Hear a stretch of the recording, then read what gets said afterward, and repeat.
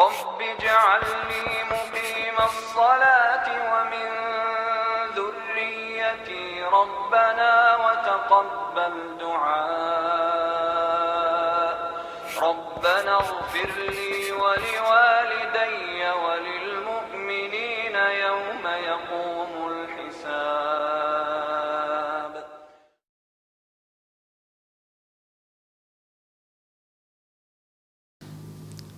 Assalamualaikum warahmatullahi wabarakatuh. Innal hamdalillah nahmaduhu wa nasta'inuhu wa nastaghfiruh wa na'udzu billahi min shururi anfusina wa sayyiati a'malina may yahdihillahu fahuwal muhtad wa may yudlil falan tajida lahu waliyyan mursyida. Asyhadu an la ilaha illallah wahdahu la syarika lah wa asyhadu anna Muhammadan 'abduhu wa rasuluhu alladzi la nabiyya ba'dah. Wa qala Allah subhanahu wa ta'ala ya ayyuhalladzina amanu taqullaha haqqa tuqatih wa la tamutunna illa wa antum muslimun. Ya ayyuhalladzina amanu taqullaha wa qulu qawlan sadida yuslih lakum a'malakum wa yaghfir lakum dhunubakum wa man yuti'illaha wa rasulahu faqad faza fawzan 'azima. Ya ayyuhan nasu taqu rabbakumul ladzi khalaqakum min nafsin wahidah wa khalaqa minha zawjaha wa batha minhuma rijalan katsiran wa nisaa wattaqullaha alladzi tasaaluna bihi wal arham innallaha kana 'alaikum raqiba.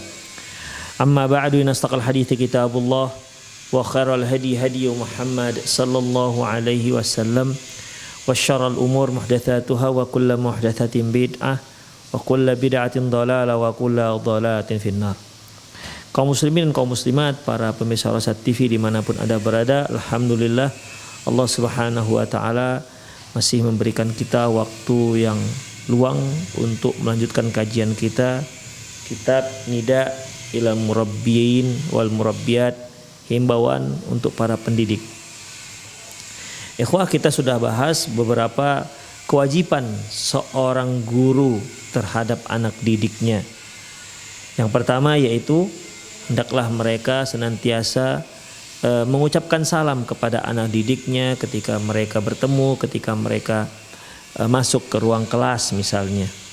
Kemudian yang kedua, min wajibatil muallimi, di antara kewajiban seorang pendidik, ayyu'allima tullabahu al-isti'anata billah. Dia hendaklah ajarkan kepada anak didiknya agar senantiasa memohon pertolongan hanya kepada Allah Subhanahu wa taala. Wa yu'allimahum haditha Ibnu Abbasin radhiyallahu anhuma, dan ajarkan kepada mereka hadis Ibnu Abbas radhiyallahu anhuma, wa huwa qaulu sallallahu alaihi wasallam, yaitu sabda Rasulullah SAW, idza sa'alta fas'alillah. Apabila engkau apabila engkau meminta, maka mintalah hanya kepada Allah Subhanahu wa taala. Wa idza sta'anta fasta'in billah. Apabila engkau mohon pertolongan, maka mohonlah pertolongan kepada Allah Subhanahu wa taala. Di poin yang kedua di sini penulis menekankan kepada kita sebagai pendidik, hendaklah ajarkan kepada anak-anak. Kalau meminta tuh minta kepada Allah Subhanahu wa taala. Apalagi yang namanya pertolongan, minta hanya kepada Allah Subhanahu wa taala. Upayakan dengan semaksimal mungkin tidak meminta kecuali hanya kepada Allah Subhanahu wa taala. Nomor 3, ayyuhadziral muallim tullabahu minasyirik, yaitu hendaklah seorang pendidik itu benar-benar mewanti-wanti anak didiknya terhadap perbuatan syirik. Wa huwa sarful ibadati li ghairillah, yaitu memalingkan peribadatan kepada selain Allah Subhanahu wa taala. Kaddu'ail anbiya was salihin wa ghairihim, seperti berdoa kepada para nabi dan orang-orang soleh dan lain-lainnya. Amalan biwasiyati Luqman bili waladih, sebagai pelaksanaan wasiat Luqman kepada anaknya, allati qala fiha, di mana dia mengatakan kepada anaknya, wa idz qala Luqmanu libnihi wa huwa ya'idhu ya bunayya la tusyrik billah innasyirka la dzulmun adzim. Ketika Luqmanul Hakim berkata kepada anaknya, wa huwa ya'idhu, saat itu dia sedang memberikan peringatan, sedang menasihati anaknya. Apa nasihatnya? La tusyrik billah, wahai anakku, Ya bunayya, wahai ananda, la tusyrik billah. Janganlah engkau mensekutukan Allah Subhanahu wa taala. Innasyirka la dzulmun 'adzim. Karena sesungguhnya kesyirikan itu merupakan kezaliman yang sangat besar. Di sini Luqmanul Hakim benar-benar mengingatkan anaknya terhadap bahaya kesyirikan. Karena tidak ada dosa yang paling besar melebihi dosa kesyirikan. Jika ada seorang manusia, seorang pembunuh, dia mungkin sudah membunuh, sudah melenyapkan nyawa orang lain mungkin lebih daripada 10 atau mungkin 20 atau mungkin 100 orang. Namun tentunya kita katakan orang ini telah melakukan kezaliman, dosa yang sangat besar. Namun dosa yang sangat besar ini belum apa-apa dibandingkan dosa kesyirikan. Ya, belum ada apa-apanya dibandingkan dosa kesyirikan. Di mana ini merupakan sebagai tindak kezaliman. Sesuatu yang ketika kita memiliki sebuah kewajiban, kemudian ataupun ada hak seseorang kepada kita, maka kita harus kembalikan hak tersebut kepada yang memiliki hak. Kalau kita tidak berikan kepada si pemilik hak, malah kita berikan kepada yang lain, ini namanya sebagai tindak kezaliman. Nah, sebagaimana peribadatan. Peribadatan itu hanya hak Allah Subhanahu wa taala. Tidak boleh apapun jenis ibadah diberikan kepada selain Allah Subhanahu wa taala. Tidak dibolehkan. Hanya boleh kepada Allah Subhanahu wa taala. Apapun jenisnya. Ya, seperti doa. Doa merupakan ibadah. Ad-du'a huwal ibadah. Kata Rasulullah SAW, doa itu merupakan ibadah. Makanya tidak boleh kita berdoa kepada selain Allah Subhanahu wa taala. Tidak boleh kita berdoa kepada para nabi atau kepada para malaikat. Ini merupakan syirik besar. Ya, ini merupakan syirik besar. Apabila seorang muslim misalnya, dia datang ke kuburan. Kuburan itu anggaplah merupakan kuburan seorang orang soleh, ya, yang dikenal kesolehannya. Maka kalaupun boleh kita menziarahi, kita hanya boleh kita hanya di sana menziarahi, berdoa untuk dia. Namun gak boleh kita berdoa untuk kita meminta kepada si orang soleh yang sudah mati tersebut. Demikian ikhwah, ya, tidak dibolehkan. Jangankan seorang yang soleh, kita sendiri tidak boleh berdoa meminta kepada Rasulullah SAW yang sudah wafat. Demikian ikhwah rahimani Allah wa iyyakum. Jadi dalam masalah ini, ya, doa merupakan salah satu ibadah, jenis ibadah. Maka tidak boleh diberikan kepada selain Allah Subhanahu wa ta'ala. Barang siapa yang berdoa kepada selain Allah, kepada mayit yang dianggap sebagai mayit orang soleh, atau dia para nabi, atau dia adalah malaikat, atau mungkin jin, ya, atau hantulah kita katakan. Jika dia meminta kepada benda-benda seperti ini ataupun makhluk-makhluk seperti ini, maka orang yang melakukannya sudah jatuh kepada kesyirikan. Demikian ikhwah rahimanallah wa iyyakum. Makanya yang pertama sekali yang diwanti-wanti oleh Luqmanul Hakim terhadap anaknya yaitu dosa yang paling besar, yaitu kesyirikan. Ya, yaitu kesyirikan. Tidak boleh. Ya, inilah yang pertama, dosa yang pertama, inilah dosa yang paling utama yang sangat diwaspadai oleh seluruh umat manusia. Apalagi dia seorang muslim. Tidak ada kerusakan, tidak ada kemaksiatan kecuali ada hubungannya dengan kesyirikan. Demikian ikhwah rahimanallah wa iyyakum. Makanya Luqman mengatakan, ya bunayya la tusyrik billah. Wahai ananda, janganlah engkau mensekutukan Allah Subhanahu wa taala. Innasyirka la dzulmun 'adzim. Sesungguhnya kesyirikan itu merupakan kezaliman yang sangat nyata, yang sangat besar. Innasyirka la dzulmun 'adzim.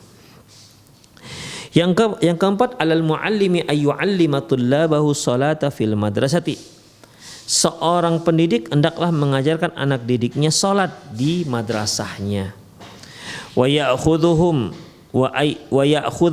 ilal masjidi liyusallu ma'a al-jamaah. Dia bawa anak-anak didiknya ke masjid agar mereka bisa salat berjamaah. Wa yushrifu alaihim binafsihi wa liyata'allamu adabal masjid. Dan dia perhatikan anak-anak tersebut dan ajarkan mereka apa saja hal-hal yang terkait dengan adab masjid, ya. Fayudkhiluhu bin nizamin wa huduin. Mereka bawa masuk ke dalam masjid dengan tenang dan tertib. Wa yabda'u bit ta'limit tullabil wudu. Dia mulailah pengajaran murid dengan mengajarkan tata cara berwudu. Wassalah, kemudian salat. Mundu sabi'ati, sejak dia berusia 7 tahun. Lil binti wassabi ala sawa, baik anak didik itu perempuan maupun anak laki-laki sama. Liqauli sallallahu alaihi wasallam, berdasarkan sabda Nabi sallallahu alaihi wasallam, allimu auladakumus shalah idza balaghu sab'an. Ajarkan anak-anak kalian salat apabila mereka sudah berusia 7 tahun. Wadribuhum 'alaiha idza balaghu asharon. Dan pukul mereka kalau sudah berusia 10 tahun. Artinya di sini kalau dia sudah 10 tahun masih juga belum sholat, maka boleh kita menyuruh dia, kalau dia tidak mau boleh dipukul. Tapi kalau dia masih usia 8, 9, 8, 7 ataupun 7, maka kita hanya menyuruh. Ya, kita menyuruh. Maka dan kita tidak boleh memberikan hukuman pukul. Tapi kalau sudah berusia 10 tahun maka dibolehkan. Wa farriqu bainahum fil madaji', dan pisah-pisahkan tempat tidur mereka. Yang kelima, wa al murabbi ay yu'allima tullabahu at-tawakkul 'ala Allah, at-tawakkul 'ala Allah, at-tawakkul 'ala Allah kama qala Musa liqaumihi. Seorang pendidik juga hendaklah mengajarkan kepada anak didiknya bagaimana bertawakal kepada Allah Subhanahu wa taala sebagaimana yang dikatakan Musa kepada kaumnya. Wa qala Musa ya qaumi in kuntum amantum billahi fa alaihi tawakkalu in kuntum muslimin. Musa berkata, wahai kaumku, apabila engkau memang beriman kepada Allah, hendaklah kalian hanya bertawakal kepadanya apabila memang kalian memang benar-benar seorang yang muslim. Di sini Nabi Musa alaihissalam menyebutkan, ya kalian seharusnya kalau memang kalian memang benar-benar seorang yang muslim, yang beriman kepada Allah Subhanahu wa taala, maka tempat kalian bertawakal itu hanya Allah Subhanahu wa taala, tidak boleh kepada yang lain. Jadi diajarkanlah anak-anak itu bertawakal kepada Allah Subhanahu wa taala. Ya tentunya tawakal di sini ya diiringi dengan mengambil sebab ya. Wa qaulu sallallahu alaihi wasallam, sabda Nabi sallallahu alaihi wasallam, "Lau annakum tawakkaluna 'ala Allah haqqut tawakkuli." Apabila kalian bertawakal kepada Allah dengan sebenar-benarnya bertawakal, narzuqukum kama turzaqut tayru, maka kami akan memberi kalian rezeki sebagaimana halnya burung-burung mendapat rezekinya. Yaghdu khimasan wa ta'udu bitanan. Dia pergi meninggalkan sarangnya dalam keadaan perut kosong, namun mereka kembali sudah dalam keadaan perut yang penuh. Demikian. Atau bahasa kita, perginya lapar, pulangnya sudah kenyang. Demikian ikhwah rahimanallah wa iyyakum. Ya, kalau kita lihat itulah tawakalnya burung. Burung tidak pernah ada stok makanan untuk yang akan dia makan besok, itu tidak ada. Yang ada bagi burung itu yaitu dia makan, kemudian sudah kenyang dia pulang. Tidak pernah dia mikir apa yang akan dia makan nanti, apa yang akan dia makan besok. Itulah tawakalnya burung. Demikian. Kalau kalian ya, kalau kalian benar-benar tawakal kepada Allah, Allah akan beri kalian rezeki, yaitu seperti rezekinya burung. Oleh karena itu ikhwah rahimanallahu wa iyyakum, ya, mereka yang yakin dengan Allah Subhanahu wa taala, pasti Allah Subhanahu wa taala beri dia rezeki. Demikian. Burung belum pernah juga sejarahnya kita ketahui bahwasanya si burung kelaparan begitu. Kalau dia dilepas nggak akan ada burung yang kelaparan. Begitulah ikhwah rahimanallahu wa iyyakum. Ya. Wa annal akhdha bil asbabi wajibun. Demikian juga sekedar tawakal tak dibolehkan, harus juga disertai dengan mengambil sebab. Di qauli sallallahu alaihi wasallam li sahibin naqati, seperti ucapan Nabi sallallahu alaihi wasallam kepada si pemilik unta, aqilha wa tawakkal, ikat dia barulah kamu tawakal. Jadi ada seorang sahabat datang bertemu dengan bertemu menghadap Nabi sallallahu alaihi wasallam. Lantas Nabi sallallahu alaihi wasallam bertanya, untamu di mana? Untanya dia katakan dia biarkan di depan. Apakah kamu ikat? Enggak, saya itu bertawakal kepada Allah, kata sahabat ini. Kata Rasulullah, ya enggak seperti itu, ya. Kamu ikat untamu barulah kamu tawakal. Kalau kamu tak ikat untamu lantas untamu hilang, itu bukan tawakal namanya. Jadi ikat dulu unta baru kamu bertawakal. Jadi kita ajarkan kepada murid-murid, kita harus bertawakal kepada Allah, tapi setelah menjalani sebab. Seperti ya, ketika kita menghadapi ujian, ya semua kita insya Allah pernah ujian di sekolah. Ketika kita menghadapi ujian, maka tidak bisa kita dengan alasan bertawakal, ya sudah, alasan kita hadapilah ujian itu. Kalau seandainya nilainya buruk, ya namanya sudah tawakal. Itu salah, tawakal seperti itu salah. Ya, tawakal itu yaitu kita berupaya dengan semaksimal mungkin. Persiapan kita untuk ujian, menghafal, sudah, ketika sudah maksimal baru kita tawakal.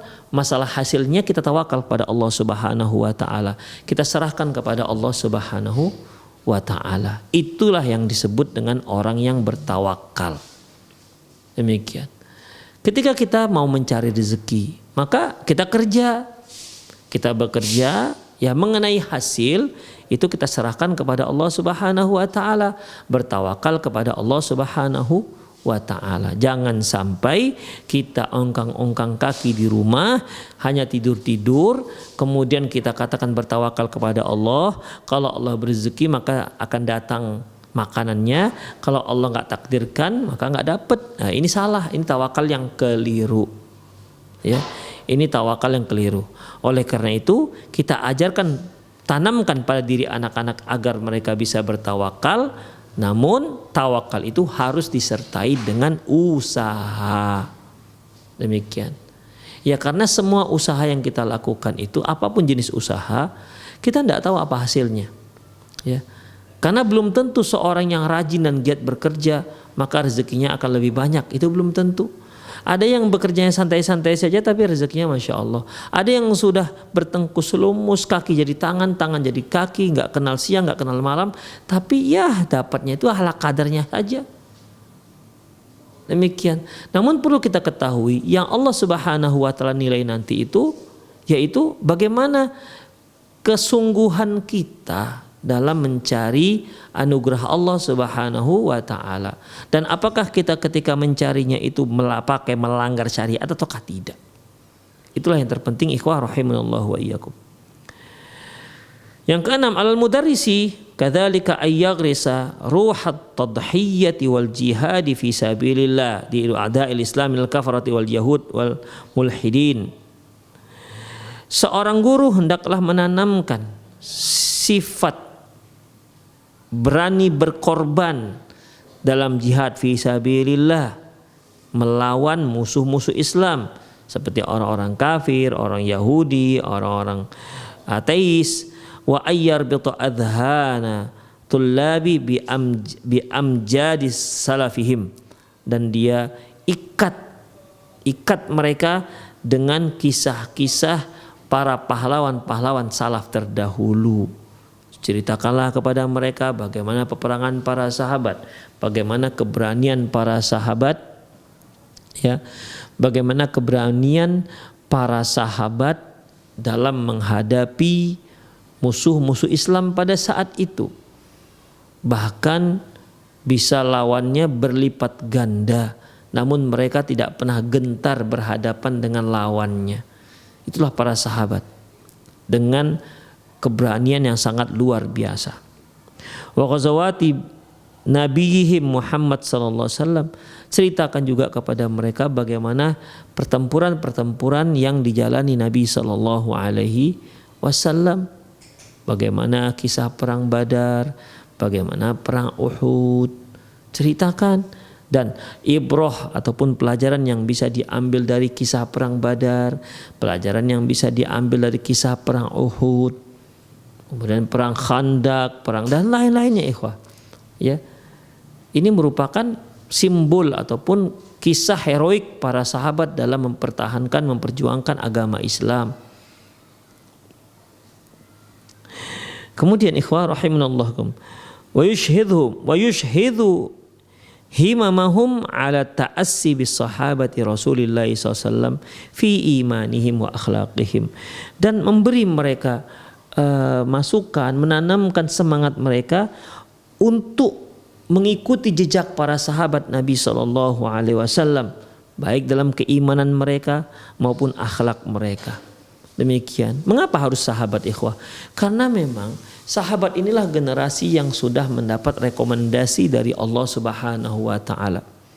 Allah Subhanahu wa taala sebutkan dalam surat Taubah, was-sabiqunal awwaluna minal muhajirin wal ansar walladzina tabauhum bi ihsan radhiyallahu anhum wa radu an.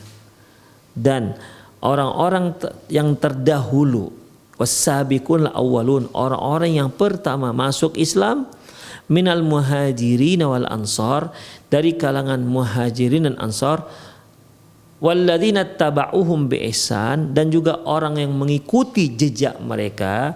Jadi itu para sahabat, dan yang mengikuti jejak para sahabat tadi radhiyallahu anhum wa radu'an. Allah ridho kepada mereka dan mereka juga ridho kepada Allah Subhanahu wa taala. Natijah hasil daripada Allah ridho kepada mereka yaitu surga yang mengalir di bawahnya sungai-sungai. Demikian. Itu rekomendasi langsung dari Allah Subhanahu wa taala. Wa may yushaqiqir rasul, barang siapa yang menyelisihi Rasul, wa yattabi' ghayra sabil mu'minin, dan mengikuti jalur yang bukan jalur orang-orang beriman, nuwallihi ma tawalla wa nusli jahannam wa sa'at masira, maka kami akan serahkan urusan mereka kepada yang mereka pimpin, kepada mereka yang ikuti, kemudian kami campakkan mereka ke dalam neraka jahanam, wa sa'at masira, sungguh merupakan tempat yang sangat buruk. Para ulama tafsir mengatakan wa tabi' ghairu sabil mu'minin, dan mengikuti jalur yang bukan orang mukmin, maksudnya mengikuti jalur yang bukan sahabat. Mereka mengikuti jalur bukan sahabat, maka akan sesat. Demikian ikhwah. Atau sebagaimana yang firman Allah Subhanahu wa taala, fa in amanu bimithli ma amantum bihi faqad ihtadaw. Apabila mereka beriman sebagaimana berimannya kalian wahai para sahabat, faqad ihtadaw, maka mereka berarti telah mendapatkan petunjuk dari Allah Subhanahu wa taala. Hudzaifah ibn Yaman, Abdullah bin Mas'ud radhiyallahu anhu pernah berkata, man kana minkum mustannan falyastanna biman qad mat. Barang siapa yang ingin mengambil sunnah Nabi SAW, ambillah sunnah dari orang-orang yang sudah meninggal. Fa innal hayya la tu'man alai fitnah. Orang yang hidup sekarang itu tidak aman dari fitnah. Terkontaminasi pemikiran mereka dengan pemikiran-pemikiran yang asing yang di luar Islam. Siapa mereka yang sudah dikatakan pegang sunnah orang-orang yang sudah meninggal? Mereka adalah ulaika ashabu nabiyikum. Mereka adalah sahabat Nabi sallallahu alaihi wasallam. Kanu abarruhum quluban. Karena sesungguhnya sahabat-sahabat Nabi adalah orang yang paling baik hatinya. Kemudian sudahlah paling baik hatinya, wa a'maquhu ilman, dan yang paling dalam ilmunya. Masya Allah, sudahlah paling baik, paling alim, generasi yang paling alim, generasi yang paling faham dengan sunnah Rasulullah SAW. Karena memang mereka langsung dididik, ditempa, diajarkan oleh Rasulullah Sallallahu Alaihi Wasallam. Mereka lah alumni madrasahnya Rasulullah Sallallahu Alaihi Wasallam. Alumninya baik hatinya, dalam ilmunya, insyaallah. Wa aqalluhum taqallufan, dan paling sedikit bebannya. Artinya di antara sedikit takallufnya, kalau mereka nggak tahu ya sudah mereka katakan nggak tahu, nggak dicari-cari, ya nggak dibuat-buat jawabannya. Demikian ikhwah. Kemudian mereka adalah kaumun ikhtarallahu li suhbati nabihi. Kaumun ikhtarahumullahu li suhbati nabihi. Mereka adalah kaum yang memang Allah pilihkan untuk menemani Nabi Allah Subhanahu wa taala. Kaumun ikhtarahumullahu li suhbati nabihi wa iqamati dinihi, dan untuk menegakkan agamanya, agama Islam. Fa'rifu anhum fadlahum. Kalian hendaklah ketahui bagaimana keutamaan dan keistimewaan mereka. Fatamassaku bidinihim wa akhlaqihim. Peganglah agama dan akhlak mereka. Innahum kanu ala hudam mustaqim. Karena sesungguhnya para sahabat itu berada di atas hidayah yang lurus. Itulah para sahabat. Kita tekankan, kita tanamkan ke hati para murid-murid kita agar mereka cinta dengan sahabat, agar mereka mengikuti jejak para sahabat. Bahkan bukan hanya cinta, mengikuti pemahaman para sahabat. Mengikuti pemahaman para sahabat. Dalam sebuah hadis dari Irbad bin Syariyah radhiyallahu anhu, dia pernah mengatakan bahwasanya wa'adzana Rasulullah SAW mau'izatan balighah, bahwasanya Nabi SAW pernah memberi kami satu wejangan nasihat yang sangat mengena. Zarafat minhal uyun, air mata dibuatnya berlinang. Wajilat minhal qulub, hati dibuatnya bergetar. Qulna, kami katakan ya Rasulullah ka'annaha mau'izatan muwadda', ya Rasulullah sepertinya ini adalah nasihat perpisahan. Ausina, berilah kami nasihat. Lantas Rasulullah sallallahu alaihi wasallam memberikan nasihat, usikum bitaqwallah, aku nasihatkan kepada kalian agar bertakwa kepada Allah Subhanahu wa taala. Wassam'a wa ta'ah, hendaklah dengar dan taati walau ta'ammaru alaikum abdan habasyian, walaupun kalian dipimpin oleh hamba negeri Habasyah. Fa innahu may ya'ish ba'di minkum fasayara ikhtilafan katsira. Karena sesungguhnya barang siapa yang nanti hidup setelahku, maka dia akan melihat banyak sekali perbedaan-perbedaan, ikhtilaf. Maka fa'alaikum bisunnati, peganglah sunnahku. Kemudian wasunnah khulafa'ur rasyidin, wasunnatu khulafa'ir rasyidin al-mahdiyyin, dan sunnah para khulafa'ur mahdiyyin, sunnah khulafa'ur rasyidin al-mahdi. Addu alaikum bin nawajid, pegang, gigit dia dengan gigi gerahammu. Ini perintah Rasulullah sallallahu alaihi wasallam. Oleh karena itu, mereka yang tidak mengikuti pemahaman para sahabat, maka akan terjadi ketergelinciran demi ketergelinciran. Memahami Al-Quran dan sunnah Rasulullah tidak sebagaimana yang dipahami oleh para sahabat akan terjadi penyimpangan. Demikian ikhwah rahimanallahu wa iyyakum. Oleh karena itu, ya, kita sebagai seorang muslim wajib untuk beriman, untuk mengikuti Al-Quran, sunnah Rasulullah menurut pemahaman para salafus soleh, yaitu para sahabat terdahulu. Yang ketujuh, yaitu summa inna alaihi ayyaqna'tul talabatahu annal arab qaumun azzahumullah bil Islam. Kemudian mereka harus, si guru-guru ini harus meyakinkan murid-muridnya bahwasanya Arab itu menjadi mulia karena Islam. Allah memuliakan orang Arab itu karena Islam. Famahma ibtaghaw al-izzata fi ghairihi adallahumullah.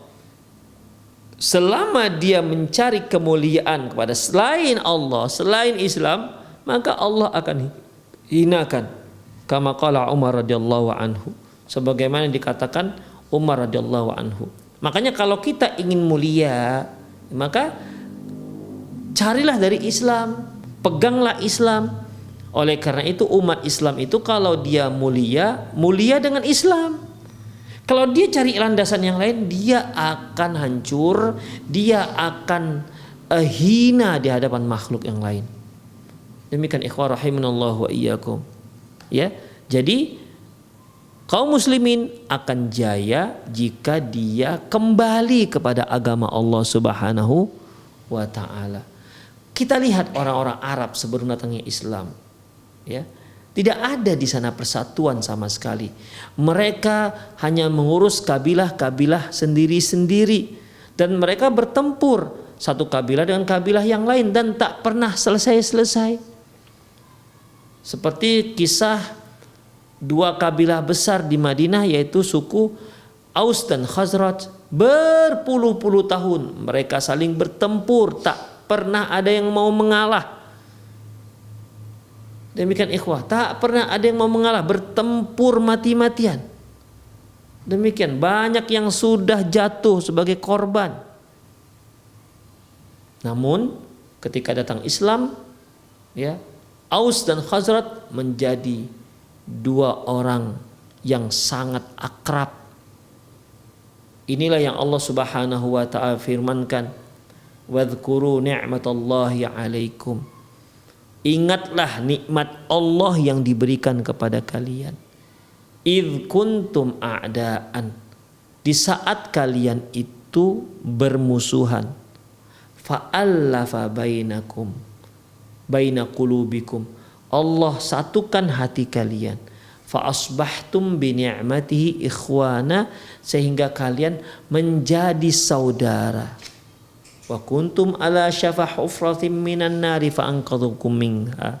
Kalian tadinya itu sudah berjalan di pinggir api neraka dan Allah selamatkan kalian dari api neraka.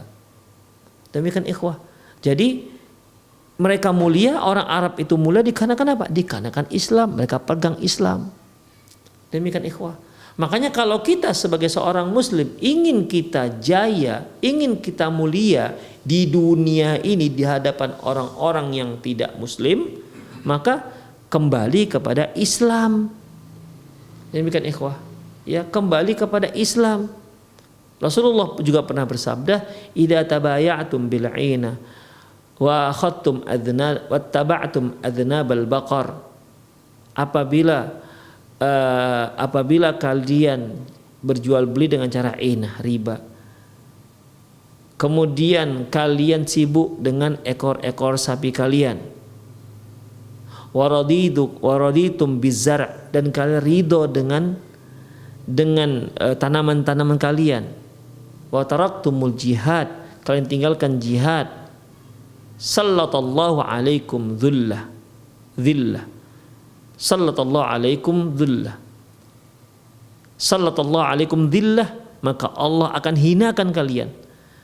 La yanzi'u ankum, Allah tidak akan lepaskan kehinaan itu dari kalian hatta tarji'u ila dinikumul ula, sampai kalian kembali kepada agama kalian yang pertama.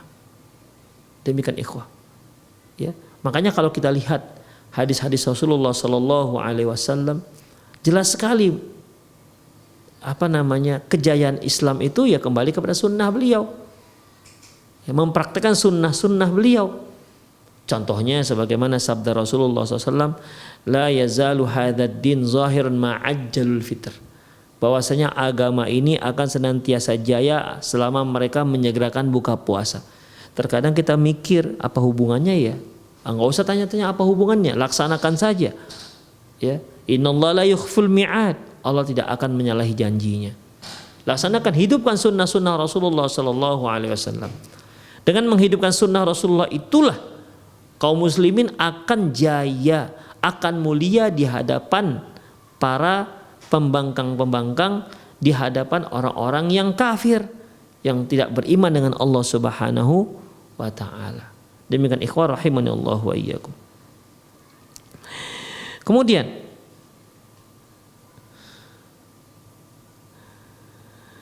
fala nasra 'alal kufar illa biruju' ila tahkimi kitabillah.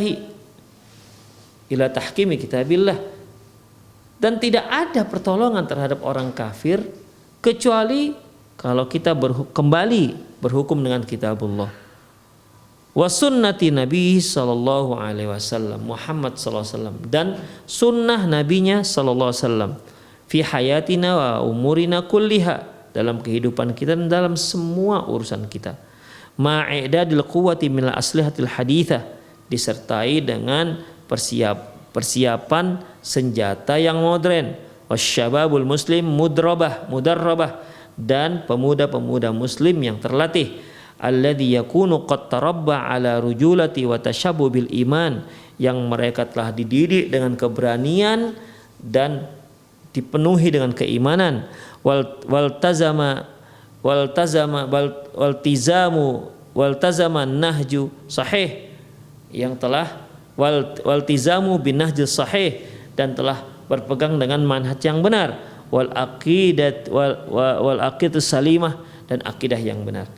Wa alai fayumkinuna al-qaul bi anna al-muallima fi istita'atihi ila idza akhlasa fi amalihi waltazama al-manhaj al-islami fi tarbiyatihi wa ta'limihi ayyabniya jailan qawiyan yumkinuhu daf'an adawal al-mu'tadin.